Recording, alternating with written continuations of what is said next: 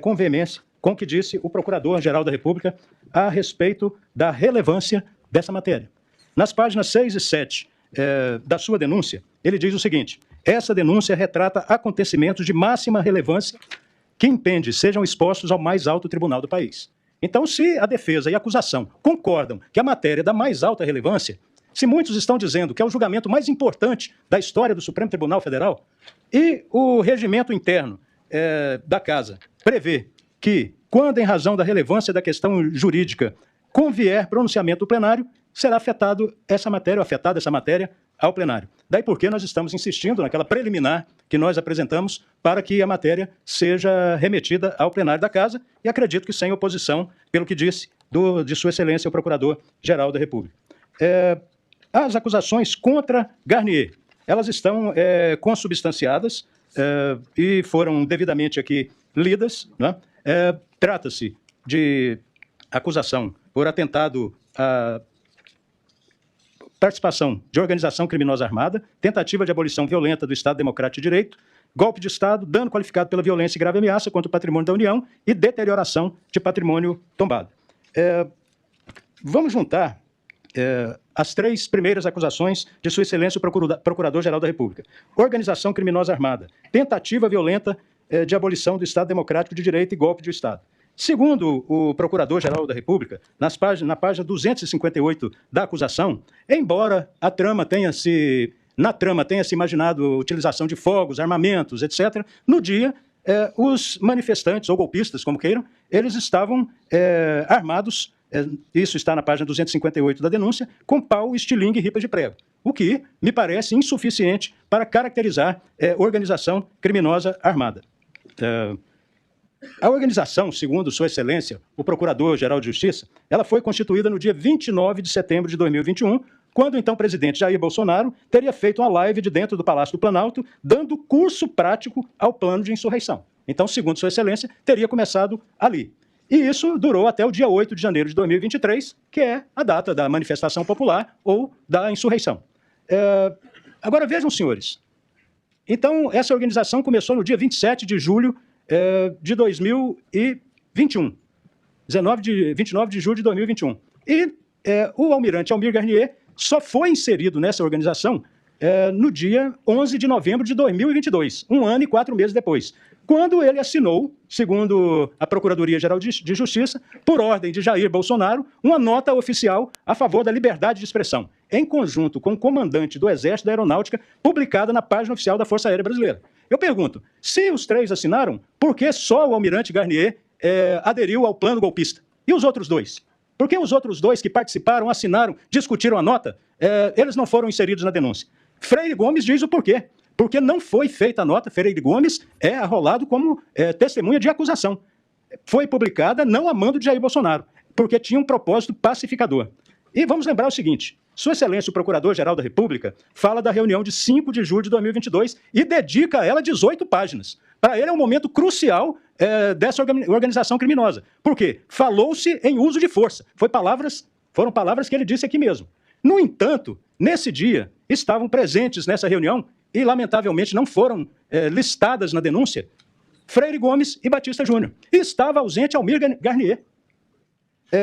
E lá foi quando teria o ex-presidente Jair Bolsonaro dado aquele ultimato. Quem tem alguma coisa aqui para falar, fale agora ou cale para sempre. E os dois, Freire Gomes e Batista Júnior, permaneceram em silêncio.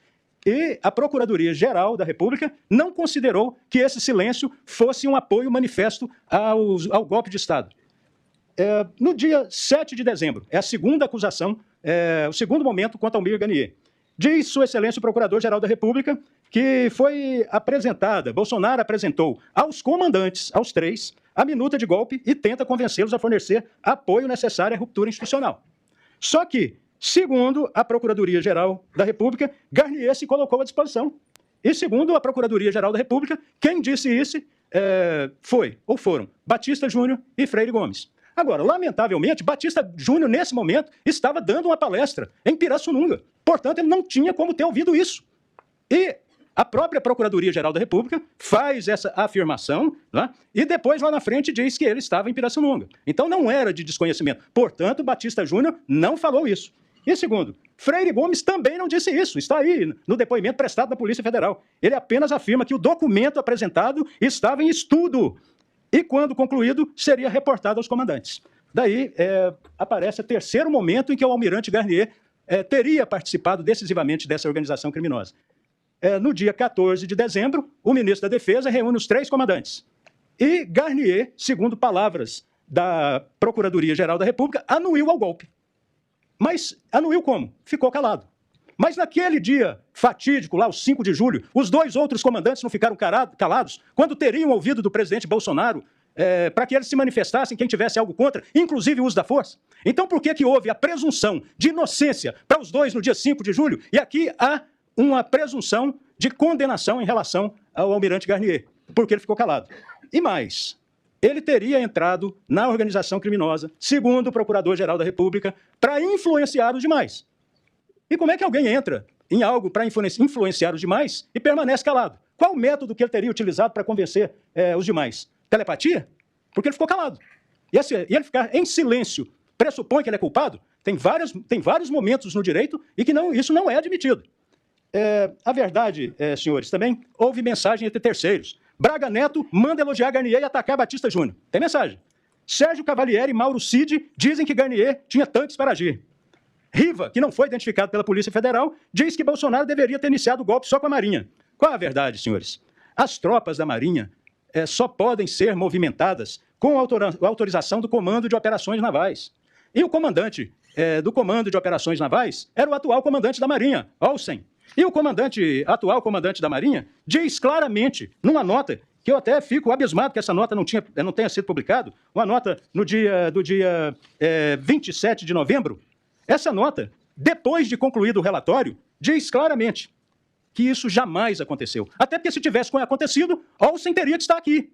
Então ele disse, em relação às matérias veiculadas na mídia que mencionam tanques nas ruas prontos para o golpe, a Marinha do Brasil afiança que em nenhum momento houve ordem, planejamento ou mobilização de veículos blindados para execução de ações que tentassem abolir o Estado Democrático de Direito. Esse era o homem encarregado de mobilizar as tropas. Então, isso também não aconteceu. O fato é que os romancistas da Polícia Federal, eles não quiseram pedir de volta os autos para analisar isso, até porque a Marinha aqui se coloca à disposição para esclarecer esses fatos. Foram analisados mais de 250 milhões de áudios e mensagens pela Polícia Federal e Ministério Público Federal. 250 milhões, nenhum foi enviado ou recebido pelo almirante Garnier. Foi feita busca e apreensão na casa dele. Apreendido aparelho celular, apreendido agenda e tudo mais. E nada foi encontrado contra o almirante Garnier.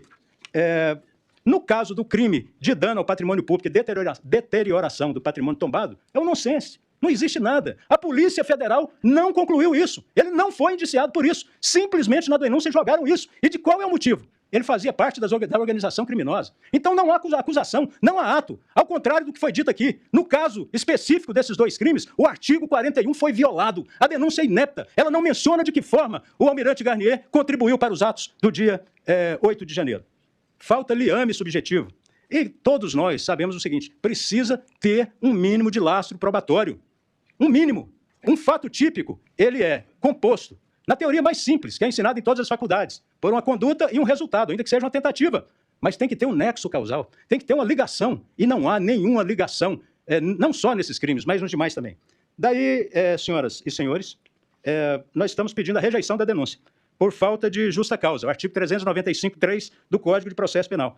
Tem que ter elementos mínimos. Contra o almirante Garnier, só é invencionista. E não precisa mergulhar na prova para isso, não. Isso está na denúncia, nas contradições da própria denúncia. E é caso de apreciação, porque o artigo 395.3 diz claramente rejeitar a denúncia que não tenha justa causa. Diante de tudo isso, tinha ainda muito a ser dito, mas o tempo é muito limitado, eu peço a Vossa Excelência, primeiro, que afetem ao plenário da Casa esse processo, porque o próprio Procurador-Geral da República diz que ela é de alta relevância, e que rejeite a denúncia, porque em uma parte ela é inepta e em outra parte não há justa causa para recebê-la. Agradeço a Vossas Excelências.